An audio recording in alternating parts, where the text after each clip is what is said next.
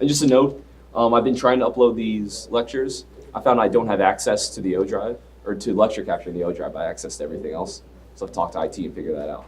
Once I do, we'll get all the lectures uploaded from the semester. Okay, so Supreme Court Justice Oliver Wendell Holmes, he once remarked that taxes are what we pay to live in a civilized society. However, taxes, especially when they're applied to individual products, they distort economic decisions by altering the incentives that individuals face. So there's still something to look at here for us. So, like when we're taxing a specific good or service, for instance, like cigarette taxes or alcohol taxes, these taxes are called excise taxes or sin taxes. Sin tax is coming from they tax things, the government taxes things they don't like to try to get people to do less of it, like gamble, smoke cigarettes, drink alcohol. These also tend to reduce economic efficiency. So the first example, which I mentioned before, was literally right after the Constitution was signed, was the Whiskey Rebellion. They put an excise tax on whiskey, and obviously the people that distilled whiskey didn't really like that. So the sin taxes are meant to discourage consumption, but also has the positive side effects for the government, at least, for raising money for their various programs. So let's take a quick look at the supply and demand for cigarettes, for example.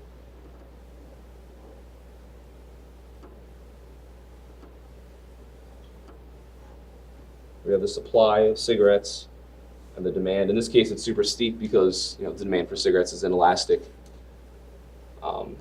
Because people get physically addicted to them. Let's say right here, there's 4 billion being sold at a price of $5 a pack. I don't know if that's realistic or not because I don't really smoke. But the number's easy to work with. So let's say the government adds a $1 tax on top of that, on top of the $5 pack of cigarettes. That's going to shift the supply curve up by $1. So now, obviously, the new quantity demanded is going to be where the new supply curve crosses the demand curve. So in this case, let's say we have 3.7 billion packs of cigarettes that are sold.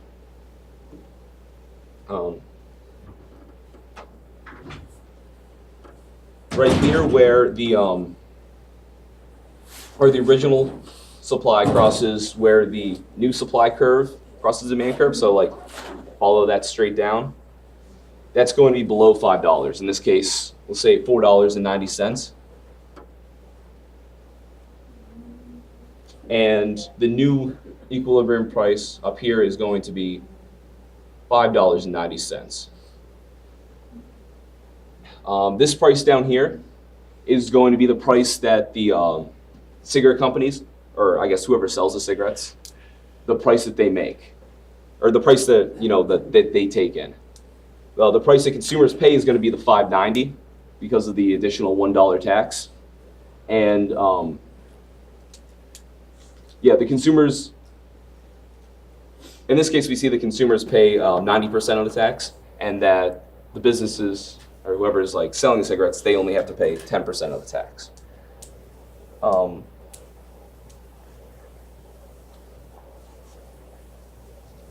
Let's see. So the taxes, because excise taxes are levied on the sellers themselves instead of on the people when they pay tax or when they pay for the product, the price just gets absorbed, or the tax gets absorbed into the price.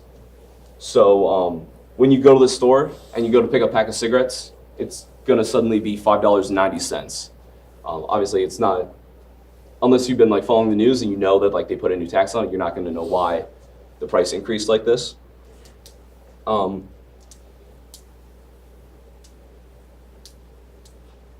in this case, it seems like I just made up these numbers, but there's going to be a $1 difference between the price that that the businesses make, what they take in, and what consumers pay.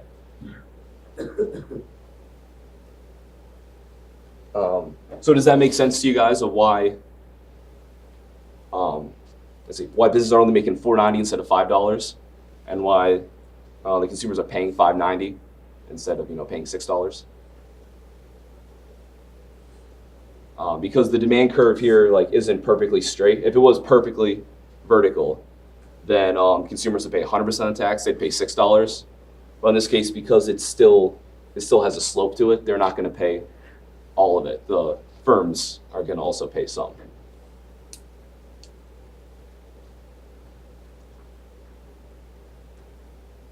So in this case, look, the government their revenue is going to be right here, A and B, these two areas. So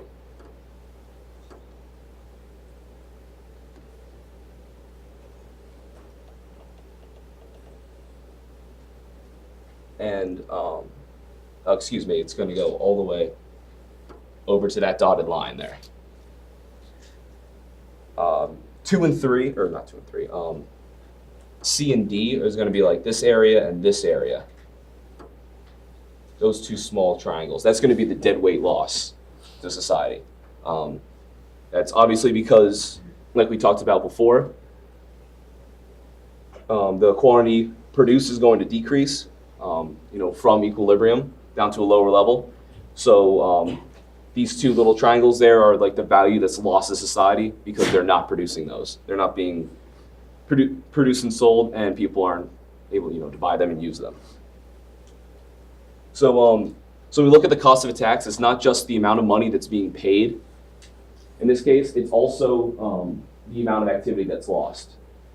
In this case, because the demand for cigarettes is relatively inelastic, dead weight loss is going to be small. But if you put a tax on something that's relatively elastic, the demand curve slopes maybe from here to here, instead of more straight up and down. You're going to see a bigger dead weight loss to society. So it's important to remember. It's important to look at the elasticity of demand. You took the opportunity. I know. I was kind of surprised.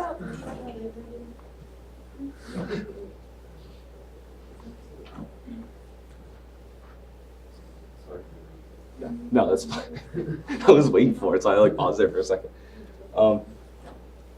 So the textbook, they have a whole a couple of pages on who pays the tax. I'll just cover that real briefly.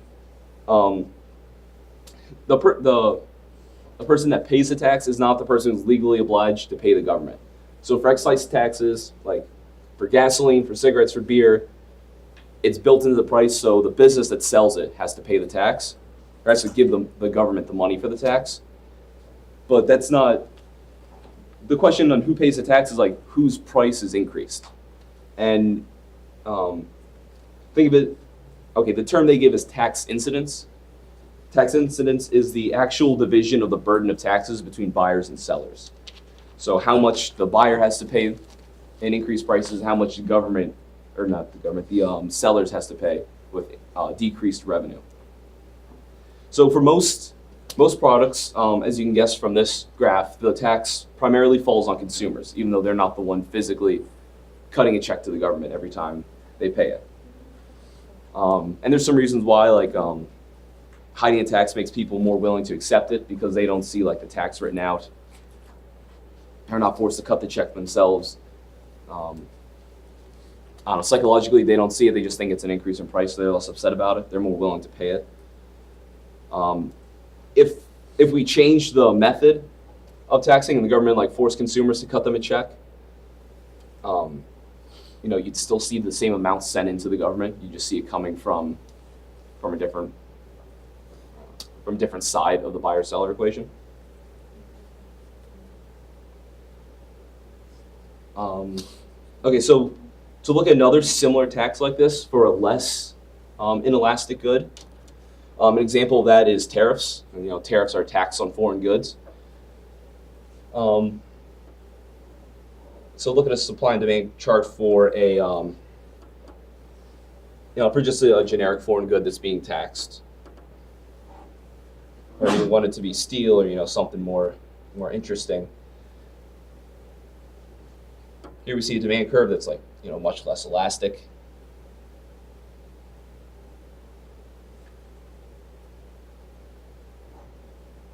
put a tariff on by, by like $1, one set amount, like we did the $1 on the cigarettes, and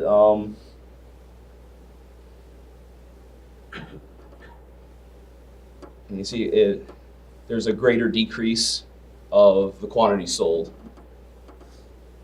and the price. Up here we have the price that consumers are paying, and down here we have the price that that firms are receiving from consumers. So you notice, in this case, in this case the demand is unit elastic. It's like the 45-degree demand, so it's going to be split evenly between buyers and sellers. So say it's a $1 tax we're putting on there, 50 cents goes to the consumers, 50 cents goes to the firms that are selling it. So they're both made equally worse off. In this case, again, these two rectangles are being taken by the government as taxes, and then these two triangles right here are dead weight loss economy. And in this case, you can see the area of these triangles are bigger than the area of these triangles because these goods are more elastic. People are more sensitive to a change in price because they're not physically addicted to Nike sneakers like they are cigarettes. Although I did have some friends that would spend like $1,000 a year on sneakers. You could argue that they were addicted. To be fair for tariffs, obviously people are going to shift from buying these foreign-made goods to American-made goods. They're going to be a little bit more expensive, but unlike sin taxes where they're just where there's like no real substitutes to go to, when you're looking at excise taxes for foreign-made goods, obviously there are some substitutes they can go to. So you're reducing the economic efficiency in this market, you're also propping up demand in another market. There's still going to be economic distortion, still some dead weight loss, higher prices paid when, in a perfectly free market you wouldn't need that, but there's a silver lining. It's not quite as bad as this chart would make it look.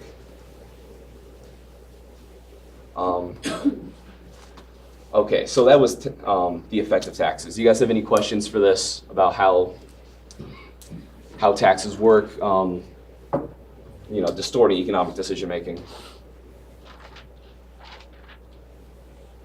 For the exam, there'll probably just be one or two basic questions about this, nothing super in depth. Because it's basically the same stuff as or you get similar results with loss of consumer producer surplus and deadweight losses as you did with price controls. So, a question on that would really cover the theory behind both of these. All right, if not, let's move on to long run growth. Did you guys read the two things I put on Blackboard about, it was 1800s England? All right, this is good. You guys want to tell me what you think life was like in 1800s in England? Go back 200 years. Day-to-day life compared to today. If you were poor back then, you probably worked, sleep, until you died. That's how probably that was. I think it's a pretty accurate description. In the Industrial Revolution, once the factories came and everything, that's really how it was for them. They worked 12, 14, 16-hour days sometimes. Mm-hmm. Well, probably just 12. What do you think their houses were like? Shacks. We don't have it in here. But the term threshold, the little thing that goes in the floor at the door, do you know what that name comes from? What? In a door frame, to the outside, there will be a little lip right here where the door shuts. It's just a piece of metal. Still? Yeah, so doors go into outside of buildings, especially houses and stuff. Nice. That's a good guess. It's kind of related to that. Dogs? No, it wasn't animals. Houses in England until the mid 1800s had dirt floors. Or if you were rich, they had slate floors that they literally set on top of the dirt. But if you had dirt floors, obviously it's going to be cold. So they would throw down straw on the floor, what they call thresh, and that's like what they put on the floor. So the threshold was literally something they put on the door to stop the straw from inside your house from blowing outside. People still, like in the city of London, which was like one of the richest cities in the world, had livestock living in the house with them in the 1800s. And in the 1600s, like middle and like upper middle class, you can call them that, they would have all their animals living with them, the whole family, 3 generations sleeping in the same bed in like their 1-room hut. All the roofs through like the 1700s and like in the countryside, so outside of London into the 1900s were thatched, just literally again straw that they strung together. Which the last name Thatcher comes from. Life expectancy, what do you think life expectancy was? 30. Well, so it was like 35 to 40. The River Thames, which is like the big river that cuts through London, it would freeze over the winter, which was good, but in the summer it was full of sewage. They would just dump all their sewage into it. Normally they dumped it in the streets and then it ran off from the streets like into the river. The smell, when they described the smell, they said it was like overwhelming. And people like, I wear these like little pocket squares to like look good, but like they used to have to spray perfume on them, and when they'd walk around outside, they'd cover their mouths. That's what they were originally for.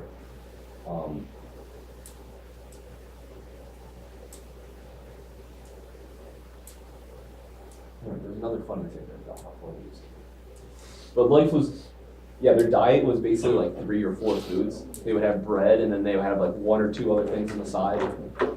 They'd have like some vegetables they'd make a stew with. It was clothes. Buying a new piece of clothing was like a something you did about 3 to 4 times in your life. Other than that, if it was ripped, you would just sew it back up. If you blew out the knees, you would just patch them up. And you'd wear the same thing every single day for like 2 decades. People couldn't afford to buy, jackets all the time. Or really ever. Most of the stuff was made at home, and if it broke, it was repaired at home. Totally different world than what we're living in today. Sometimes people talk about the past, they look back and like idealize it, think how great it used to be.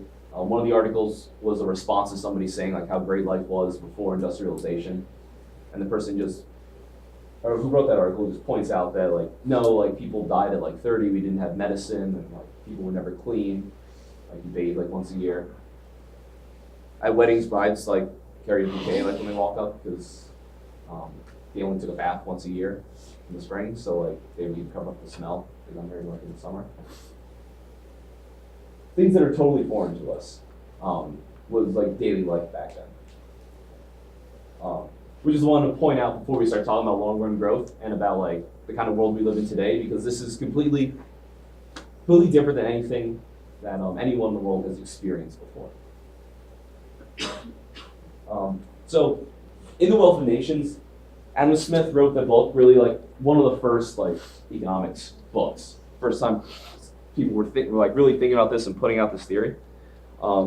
He wanted to understand why some nations get rich while other nations live in poverty. And back then in 1776, obviously rich was having stone on your floor instead of straw. And maybe your animals living outside instead of inside the house with you. So I couldn't imagine what he would think about like the wealth today compared to what he thought was unimaginable wealth back then. So throughout the whole of human history, we lived in a state of extreme poverty. So we were basically like, humans are a form of animals. Like we lived like animals in caves, hunting and gathering, killing our foods, picking off of like trees or plants in the forest, like literally animals. Only recently have we broken away from this like level of sustenance. So since the mid 1700s, we've experienced exponential growth, a term that Deirdre McCluskey and other economists call the Great Enrichment. And they nicknamed this the hockey stick of human growth, because if you've got time on this axis and let's say GDP over here, or income, whatever you want to call it, for most of human history, we're down here at nothing. And then all of a sudden, in the mid 1700s, we see some growth, and then it shoots straight up. And, kind of looks like a hockey stick. Obviously, this isn't constant across all countries. Some are still poor. In the United States here, we're rich. First, it was like Holland and England that took off, and then, Europe more broadly, and then the United States, Canada, Australia. Now it's spreading, Brazil, Russia, India, China. They've been developing extremely fast. India's had like 7% GDP growth for something like 20 years. So today I want to look into why some nations prosper and some nations continue to not prosper.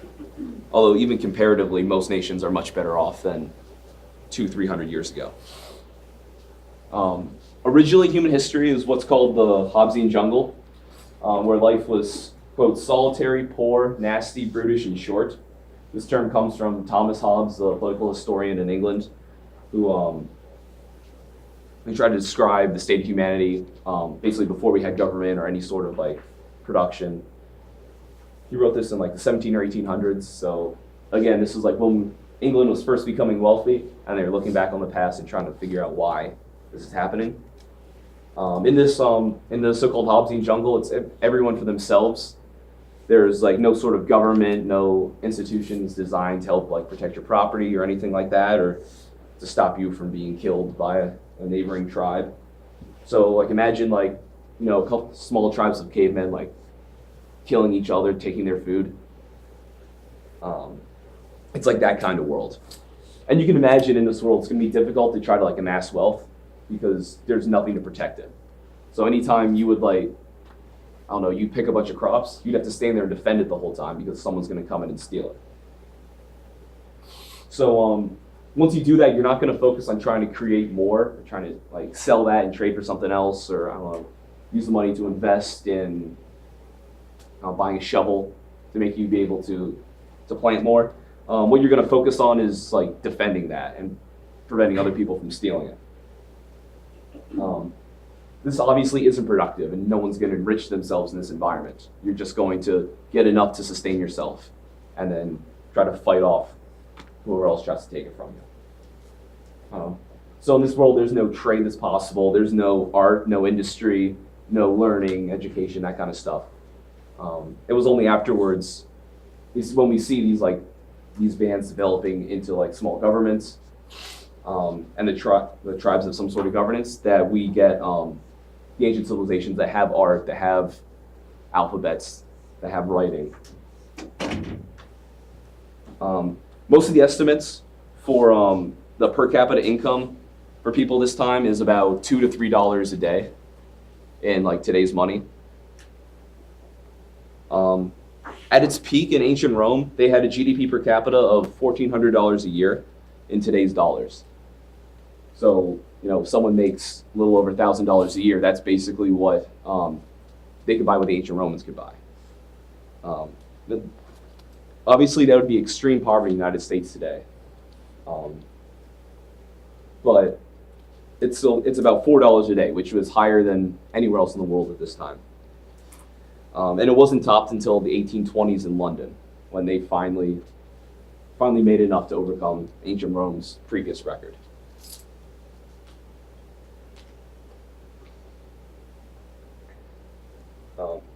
But it's interesting, ancient Rome and ancient Greece, they invented the steam engine, concrete.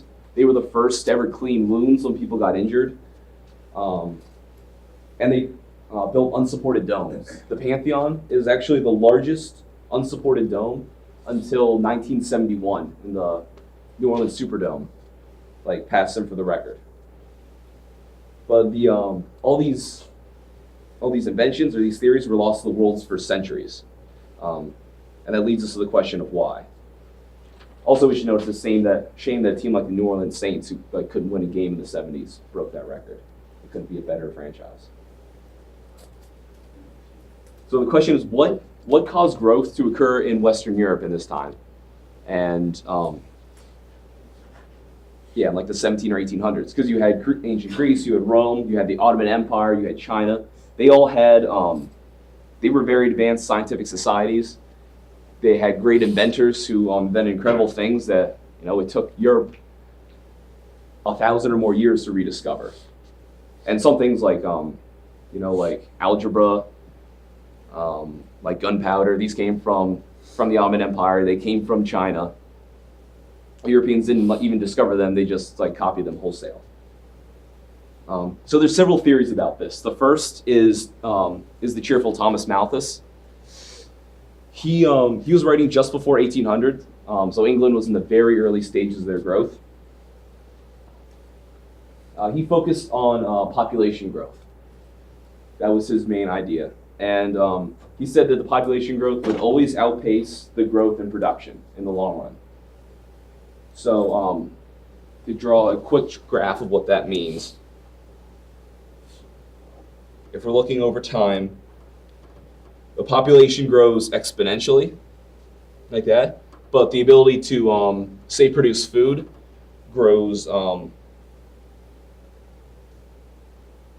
like a straight line. So maybe like that. So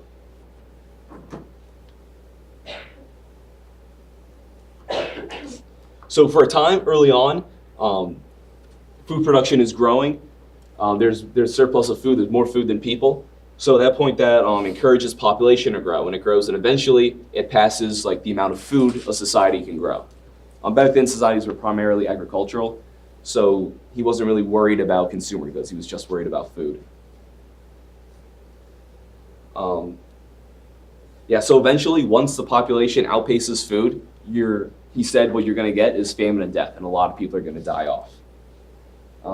So basically, what it boils down to is any technological advancement is going to lead to a higher population, no increase in per capita income. This is called the Malthusian trap.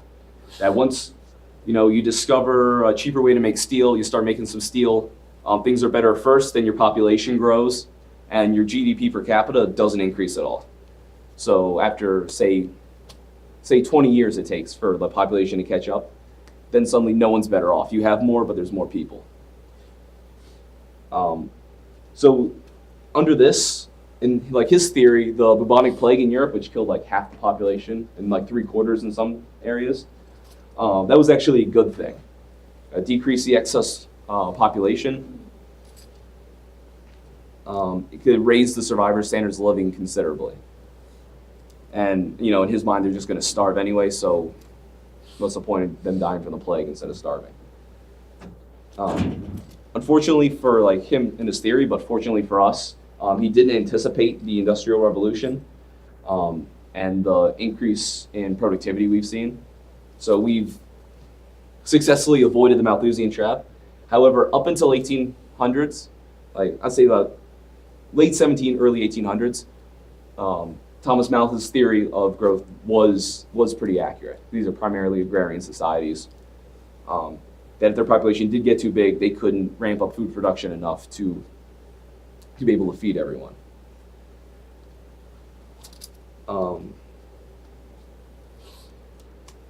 So if you think of the way some people defend hunting today, they say if you let the deer just go wild, there's going to be too many of them, they're going to strip the environment, there's not going to be enough food, and they're going to starve.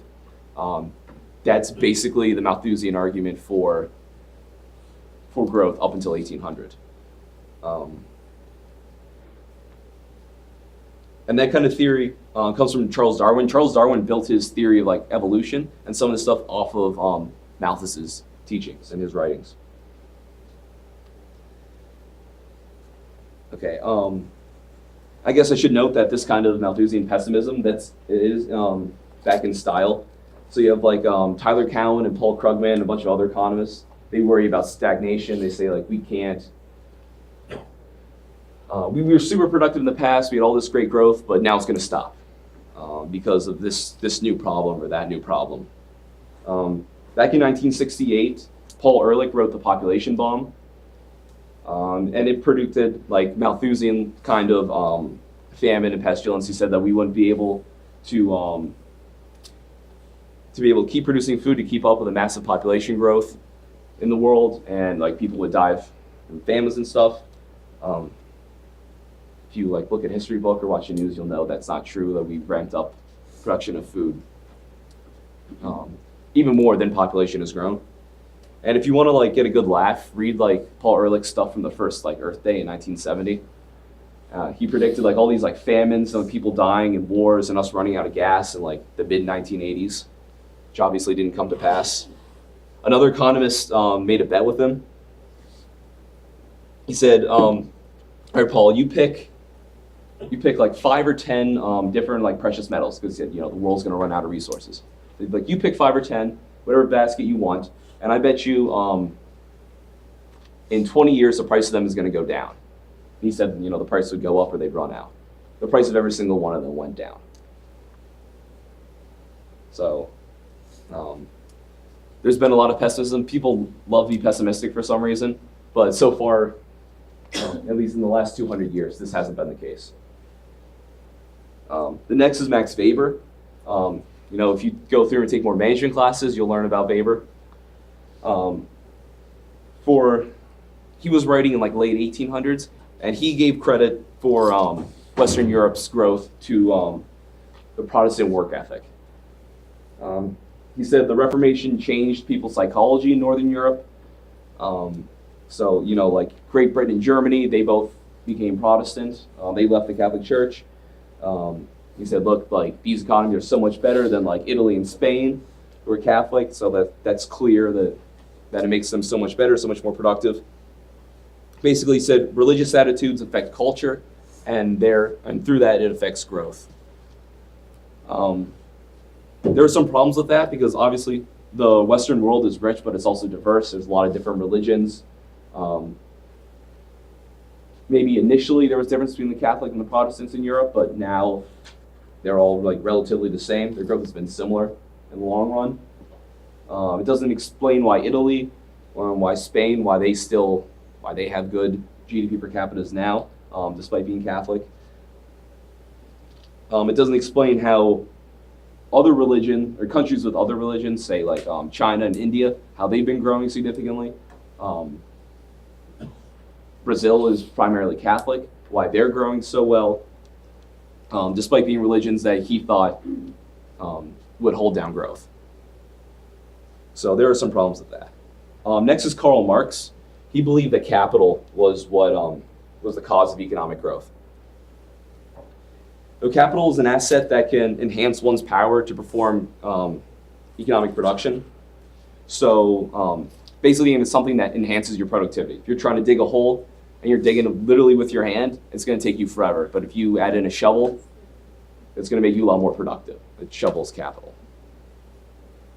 So it's a factor of production that's not immediately used up in production. So like you wouldn't say coal is capital because if you like toss in coal to heat up your furnace, because that's something that's used like immediately, or like the metal you melt down to go into steel because that's used up completely. But the furnace itself, used to melt it, that's going to be capital. And what economists call human capital, that's the education that we have that makes us more productive. So if you're an accountant, your accounting class is going to help your human capital. So Marx's theory is basically that tossing bricks on each other is what's going to lead you to prosperity. Building new factories, building more equipment to go in these factories. That's how you get rich. That's all you got to do. And he was the one who coined the term capitalism, and he used that as a pejorative to kind of insult it, that was the focus of life. So simply having more things and having more buildings, more machines to improve production is all you need to get rich. And all these poor societies need to do is to build a couple factories, and they'll be fine. However, if you don't use them, the factories and the capital properly, you're just wasting resources. So capital is important, but it really can't explain anything. Plus, capital has existed before the 1800s in England. So there's more to explain there. And for an example, look at East Germany and West Germany through the 60s, 70s, and 80s. One was under the Soviet Union, one was free. The central planners in the Soviet Union, like they were in control of Eastern Germany. They had completely different levels of production and levels of income by the time the Soviet Union collapsed. And people going into East Germany saw like old stuff like from the 60s and from 50s from when the Iron Curtain fell that was like still being used, whereas the West was getting a new capital. Another possible explanation is geography. And this is literally that location and natural resources determines your wealth. So up here in the destination of Loretto, there's no natural resources. We're mostly isolated. It's difficult to get other places from here. So they would predict that Loretto would be poor, which I don't know if you met a bunch of locals, it's not too bad of a prediction. This theory holds that like places near waterways, so like rivers, oceans, seas, whatever, like those are places that were going to get rich first. So think of like the largest cities in the U.S. tend to be on the East Coast. They tend to be near water. They have easy access to trade and shipping routes, and this is what allowed societies to prosper. In the ancient world, you have like the Fertile Crescent in Iraq. You have the Phoenicians who sailed all across the Mediterranean trading. Then you had like the Hanseatic League in Northern Europe at the end of the Middle Ages, and finally Western Europe there because they're all on the coast. They were able to trade.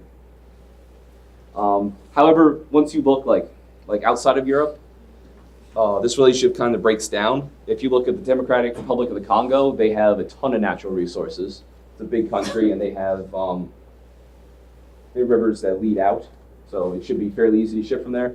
But they still have quite a bit of poverty, despite being resource rich. Then you have like Hong Kong and Singapore, small areas without a lot of natural resources, just because they're like city states. They're pretty small.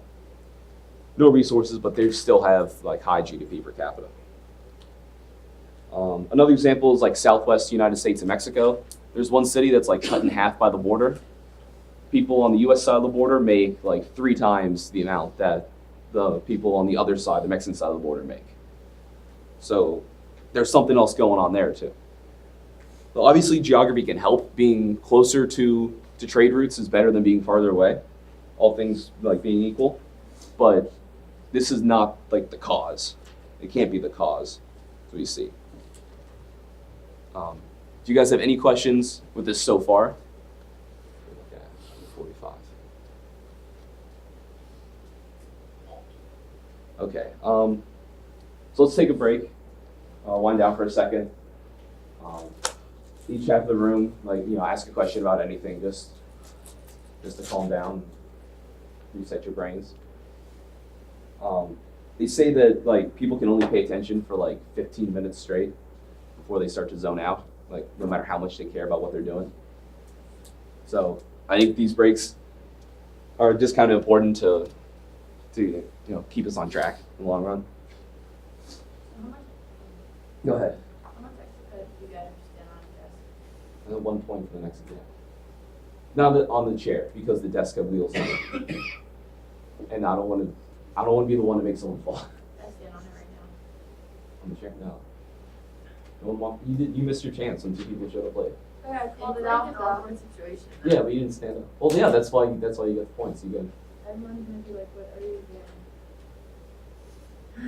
For those who weren't at last class, if someone shows up late and you stand up on your chair and sarcastically be like, oh, welcome to class, glad you could join us, or something like that. You never said you had to say anything. All you said is you have to stand up. No, you have to stand up and welcome them to That would class. just be weird Isn't if that you just Yeah, you just stood up. For that person? What? That's embarrassing for that person. Not for me, I want to hear. Yeah, you wanted it, but. Hi, you're late. I actually texted him. I was like, hey, I'm gonna be late.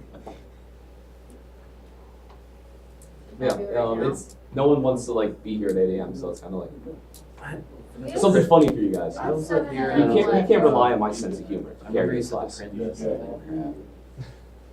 What's one thing that keeps you up Throughout the day. throughout the day? Naps. We have 7 a.m. left. I'm Wait, I have a marketing test next period. See, what I normally do is get up and walk around my office to Oh, you want me to get Oh, them call walk around us. the classroom? no. All right, you guys, what's the question about something? Anything? What do you think about rent control? I wrote my paper on that. I mean, I'm not a fan of it. Okay, well, in California, they are not making enough, like, lower income housing, or like housing in general. So they tried to pass this law called Proposition 10. Have you ever heard of it? Yeah, but I don't remember like, any of the details. Yeah, it's very interesting. I remember them fighting about that in California. Yeah, it was supposed to retract this other law that was passed in like 1975. It didn't get passed though. Out in California, they had crazy zoning restrictions. Like half of the land in LA you can't like build on. Yeah, They wonder why they have like housing shortages and they don't let anyone build new houses. yeah. I didn't say that in my article, but yes. They're called NIMBYs, not in my backyard. Yeah. I was gonna write about, something else that wasn't. Very important. Yeah, it was, it didn't have an argument. You guys have a question? So, the government like places a tax on, like, is it as a result of supply decreases, or is it just like government like, Yeah, it's like as a result of the supply decreases. is that something they have to do, or is that just like That's just the a reaction. good like finding Like that's just the reaction of the tax. Like, so they don't want to make those because like. well, think of it as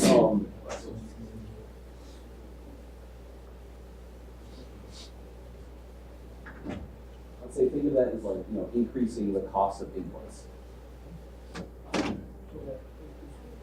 So say for cigarettes you gotta buy the tobacco, buy the paper, buy the factory, pay the workers. You also have to pay the tax. So that's an additional. I think that's additional cost, which is why it's shifting. Firms pay the tax, you're saying too. I thought that was just like consumers should buy. Well, yeah, in this case, they're only paying 10%. That's why I said think of it like that. It's a little bit different. Okay, so that's what the, like, okay. And that's what also was gonna What about? like, where's that bottom line? Oh, okay, good. I would say that. Yeah, this one is like I use the tariffs as an example for like goods that are less. The demand's less inelastic, so people all will change if there's a price change. In this case, so there's a perfect split between these two. Do you imagine if they put a tariff on like pencils? Maybe not something super on I guess yachts. Okay. Yeah, they put a tariff before to make yachts. Demand's like super elastic, That's super nice. and then like. So like the consumers, yeah, consumers pay most of that. They bear most of it. But the firms also have to pay a tariff. I didn't know. I'm sorry, the firms don't pay most of it, and the consumers only pay a slice. If it was Slice, if it was more elastic. yeah, it was like super elastic. How come demand's not affected at all? Because this is a change in price, so you're just moving along the demand curve. Remember, that's the one out of like it's like the 5 variables that shift supply and demand, Okay. and then income or the price only moves Because I feel up and like down. less people would like, I mean, cigarettes is kind of different, maybe because like the demand might not change. People need to smoke some something, but Yeah, Still- that's the thing, it's like addiction, so it's very. but still, I feel like some people would be like, all right, I'm not buying like these cigarettes because they're more Yeah, well- expensive, tax. It's, now that, well, within the past 2 years is a bad example because you have e-cigs and that's I mean, you just like vape, smoke on your flash drive, now you have a substitute. But before, the only substitute was like fuel back.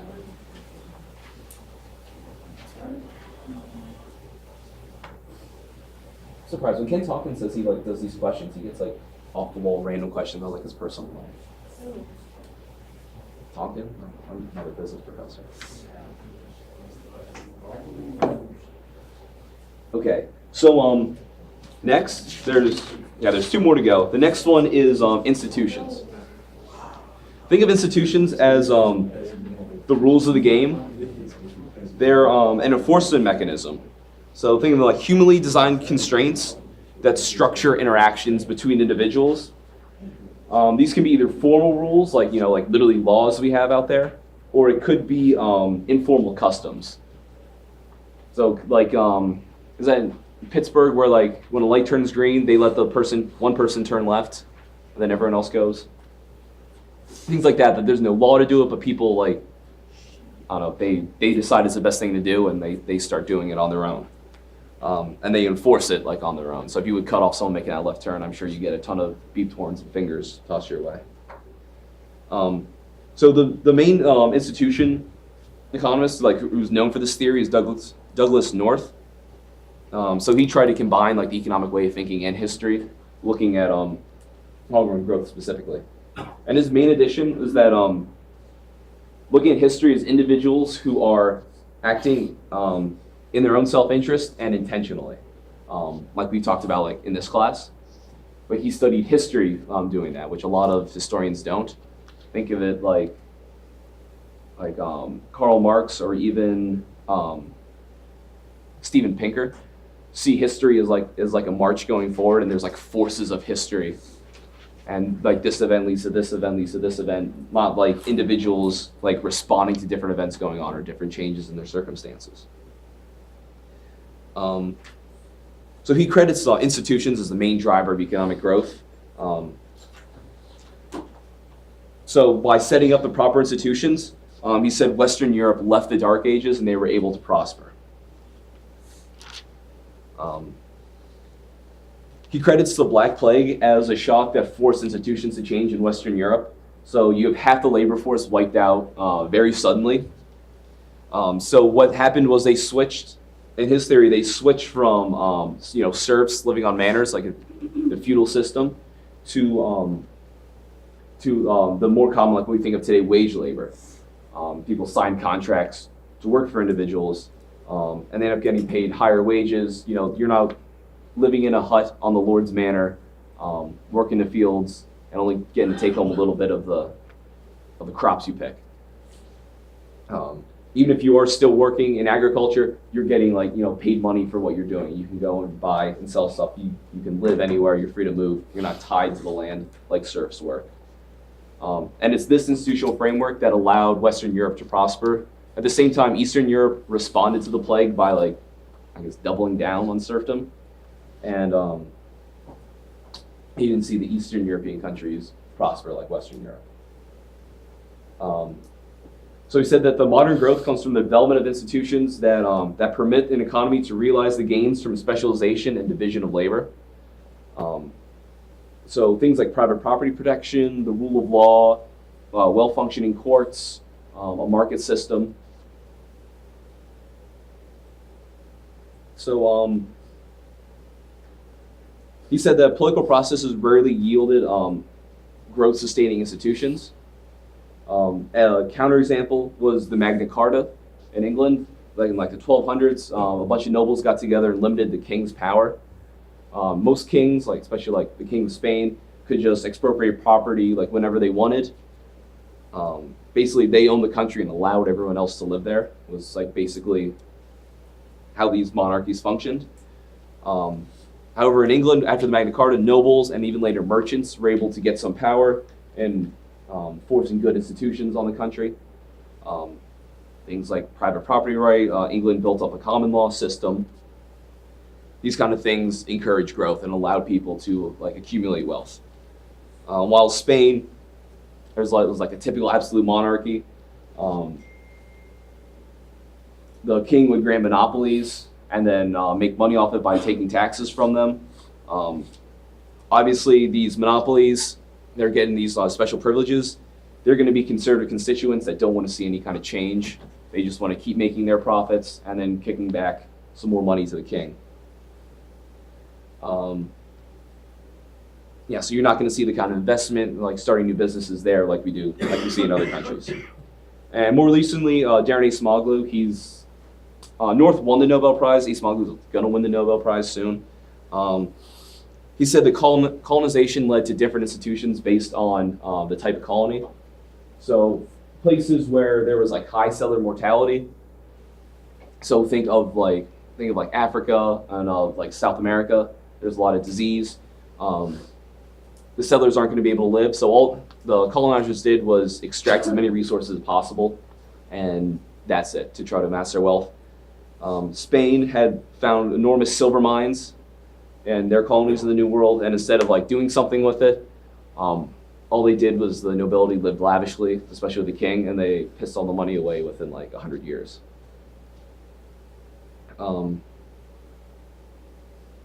so he studied settler mortality to see what kind of institutions they had. Other places like North America, Australia, New Zealand, these places are more hospitable to Northern Europeans.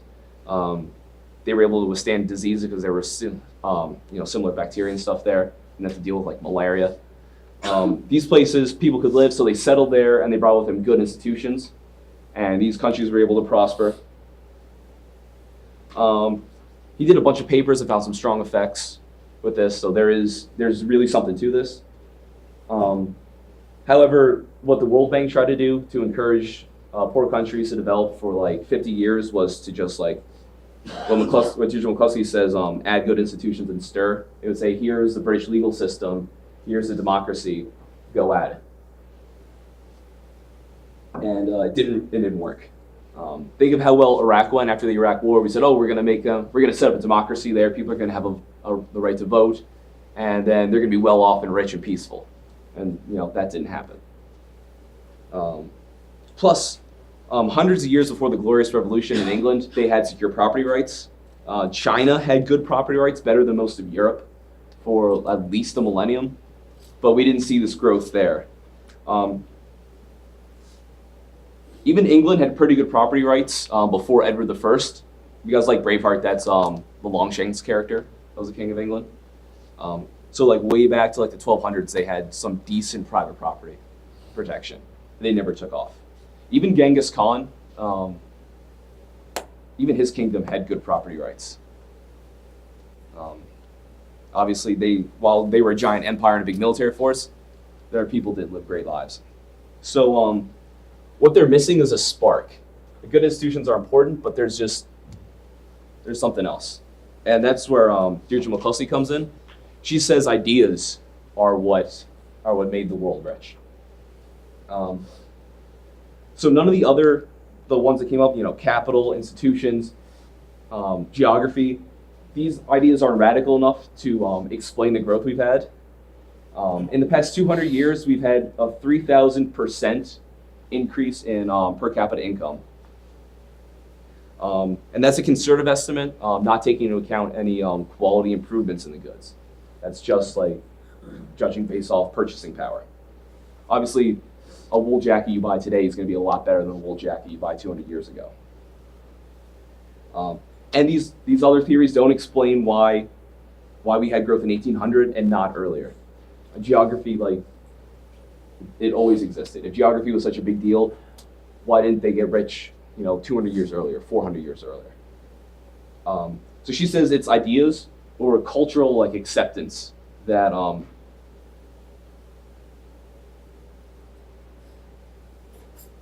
for why we're literally talking in a climate controlled classroom right now and able to live in such a cold place. For why we're all wearing clothes we bought somewhat recently or were given to us, rather than 20-year-old jackets that we patch together. Why the world is so great. She doesn't like the term capitalism that Marx used. She uses the term trade-tested betterment or innovism, which she thinks gives a better description of the type of economic system that so-called capitalism is. She puts the focus on entrepreneurs instead of on capital investment. So it's people and ideas rather than the things they use. 3,000% can't be explained by the exploitation of the proletariat, by the slave trade, by the English Enclosure Act, by canals or coal. I mean, China used coal for 3,000 years before Western Europe caught on.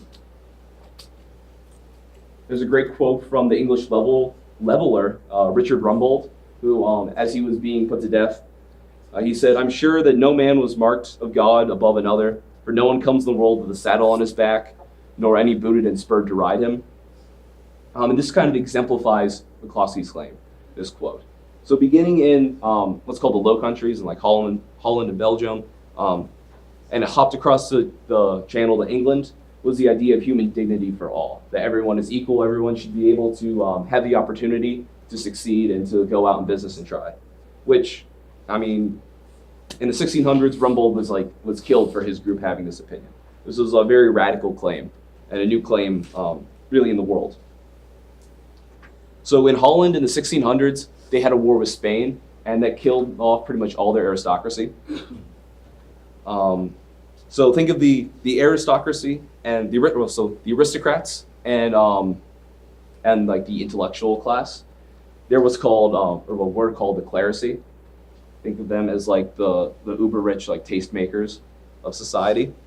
These are all gone in Holland. So the highest social class was the bourgeois, and these are like the middle class. So think of like merchants, artisans, traders, shopkeepers. These weren't ultra rich people. They were just people going out and trading, engaging in business. So rather than replacing the clerisy when they were all killed in the 1600s, they just continued living and trading and doing what they were doing in their lives before. But without the rigid class system, they were able to begin to prosper. Think of India's caste system. If you've ever read about that, something like 5/6 of the population is considered untouchables. They're not allowed to really deal with the other classes, which are super small. There's a very small case of the rich. They're their kids become the rich and own everything in society. On down, you can't move between castes or marry between castes, or you couldn't. It's past tense. They've been liberalizing and getting away from that system recently, but I think 1718, early 1900s, that was the case. So in Holland, unlike India or most of the world, the poor could, what the British say, have a go. They could have an attempt to try to go out and start a business, try to start a shop, try to apply an invention and sell it. Innovation was a negative word up until the 1800s. It meant the upheaval of established order. So this was a bad thing, obviously, as people are talking about it. Obviously, there's imagine some rich British dude, Lord Beveridge the Fourth. He's going to fear innovation and society change. You can see he has this privileged place in society. He's living on a giant manor. Things are great for him compared to everyone else. So he doesn't want to see someone else get rich, someone else move up into, his class. This very stereotypical version of the British aristocrat fell away through the 17 and 1800s as they begin to, for some reason, copy Holland and Belgium.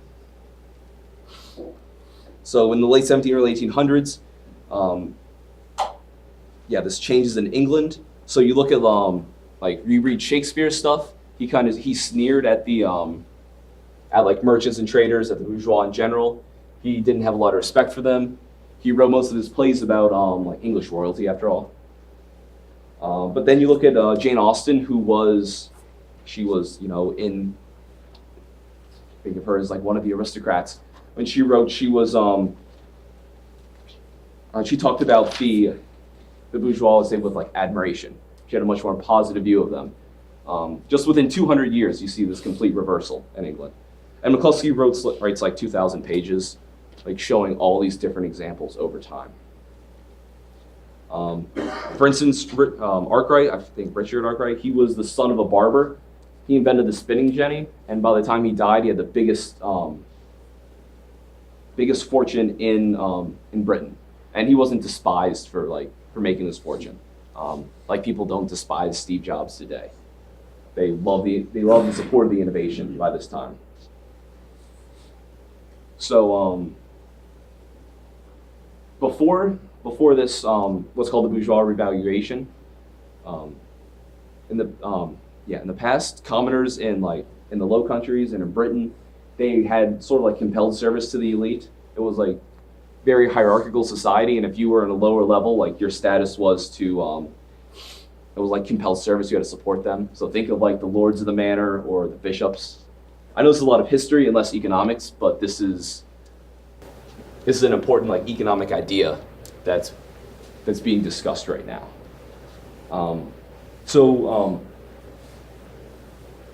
Finally, honor was being given to commoners who were thrifty and inventive and were going out and starting businesses. In ancient Rome, if you were what could be called middle class, if you wanted to succeed and become really wealthy, what people would do would sell themselves into slavery. They would help manage some some rich patrician's estate, do that for a while, and then they'd be freed towards the end of their master's life. And at that point, they'd be set up with like a large estate. And because they were slaves, they didn't really have honor in society. So they would be able to engage in trade without losing their status, because they had no status to lose. I'll skip that. So the Great Enrichment was an explosion of production and ideas. So there was a new evaluation of people's actions from an ethical standpoint that in the past, I know I keep saying this, but this is like, it's hard to imagine from our perspective now, but in the past, like innovation, starting a business, this was looked down upon. And suddenly, and in two small areas in a backwater area of Europe, like this took off. It was suddenly celebrated. And that's what McCluskey believes helped spark this great economic growth that we've experienced. So she traces through literature definition of words like honorable, like how it's used, and how their uses affected the attitudes of people, or reflected the attitudes of people, about how they viewed business, how they viewed innovation, stuff like that. Adam Smith, not only was he like one of the first economists, but he also wrote the theory of moral sentiments. It basically talked about how norms shape what he talked about in the theory of moral sentiments is the proper way society should be structured, how they should treat people, the different virtues that people need. And he talked about like equality and he talked about equality and things like that, about how these are important for an economy to be able to function. Obviously, these norms, these cultural attitudes towards business owners, basically towards anyone, but in this case towards business owners, innovators, they shape the incentives and they help predict people's reactions to your actions. So in a culture that accepts thrift and trade and these sorts of things, this is going to encourage people to go into these trades and to do these things. So Britain, by the 1800s, was called a nation of shopkeepers, which is completely different from, just 200 years before. So some of these shops, you can imagine, took off. Their businesses were great, and they became things like Whole Foods, Amazon, GM, Walmart. These were all like small, one-person things when they first started out, just like one or two people with an idea. They start something small. Walmart was just like one small store. Now it's everywhere. Okay, so in Britain, there were even radical reformers. So you have movements like the Quakers that got rid of all social barriers, all sorts of hierarchy in their religion. Hierarchy, obviously, they're going to be hostile to innovation and change. There's no more of them to worry about. So the Quakers really exemplified this attitude, and they started Lloyd's of London, Barclays, and Cadbury Chocolates, 3 big companies we still know about today. All right, it's 9/11. Okay, so I'll just summarize McCluskey really quickly. In the past, cultures were hostile to industry. So read the Bible, even like the Catholic churches, some of their writings up until the 1970s, they saw the commoditization of society as a bad thing. And obviously they banned interest for like thousands of years. A lot of the Arab world still bans interest, so you can't lend money, which does not help businesses grow, obviously, if you need to borrow to start up a company. Humans lived in poverty, and they rarely improved their lot, and it wasn't for very long. Any wage growth reverted back to the mean. It was that Malthusian world. Then by historical accident, in the Low Countries, they lost their clerisy, those who benefit from the lack of innovation, and they began to thrive by accepting industry, investment, and innovation. This hopped across the English Channel, and these attitudes took hold there. The Industrial Revolution actually dates to before the Great Enrichment. They started inventing these new processes and these new, these newly rediscovered technologies a little bit before that. But it wasn't until they began to honor business and innovation that growth accelerated and slowly spread across the world. So her theory is less economic and more cultural, But it's easy to discuss these cultural phenomenon in economic terms, talking about how incentives are altered by the way society views things. Okay, so we'll just end class here. So next time, I will talk briefly for literally 2 or 3 minutes, summing up economic growth, and then we're going to jump right into externalities, which I think is chapter 5. And for those of you who like PowerPoints, I'm going to try to go off their PowerPoints this time, like the book's PowerPoints, and see how that goes for class instead of